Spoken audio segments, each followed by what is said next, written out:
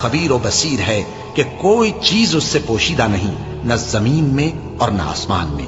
وہی تو ہے جو ماں کے پیٹ میں جیسی چاہتا ہے تمہاری صورتیں بناتا ہے، اس غالب حکمت والے کے سوا کوئی عبادت کے لائق نہیں۔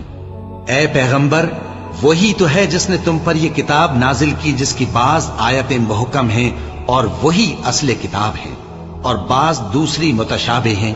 تو جن لوگوں کے دلوں میں کجی ہے وہ متشابہات کا اتباع کرتے ہیں تاکہ فتنہ برپا کریں اور مراد اصلی کا پتہ لگائیں، حالانکہ مراد اصلی اللہ کے سوا کوئی نہیں جانتا۔ اور جو لوگ علم میں گہری نظر رکھتے ہیں وہ یہ کہتے ہیں کہ ہم ان پر ایمان لائے، یہ سب آیات ہمارے پروردگار کی طرف سے ہیں اور نصیحت تو عقل مند ہی قبول کرتے ہیں۔ اے پروردگار، جب تو نے ہمیں ہدایت بخشی ہے تو اس کے بعد ہمارے دلوں میں کجی نہ پیدا کر دیجو، اور ہمیں اپنے ہاتھ سے رحمت عطا فرما، تو بڑا عطا فرمانے والا ہے۔ اے پروردگار، تو اس روز جس کے آنے میں کچھ بھی شک نہیں سب لوگوں کو اپنے حضور میں جمع کر لے گا، بے شک اللہ خلاف وعدہ نہیں کرتا۔ جو لوگ کافر ہوئے اس دن نہ تو ان کا مال ہی اللہ کے عذاب سے ان کو بچا سکے گا اور نہ ان کی اولاد ہی کچھ کام آئے گی، اور یہ لوگ آتش جہنم کا ایندھن ہوں گے۔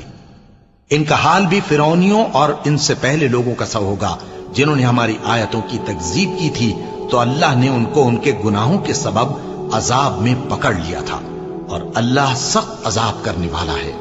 اے پیغمبر، کافروں سے کہہ دو کہ تم دنیا میں بھی عنقریب مغلوب ہو جاؤ گے اور آخرت میں جہنم کی طرف اکٹھا کیے جاؤ گے، اور وہ بری جگہ ہے۔ تمہارے لیے دو گروہوں میں جو جنگ بدر کے دن آپس میں بھیڑ گئے قدرت الہی کی عظیم الشان نشانی تھی۔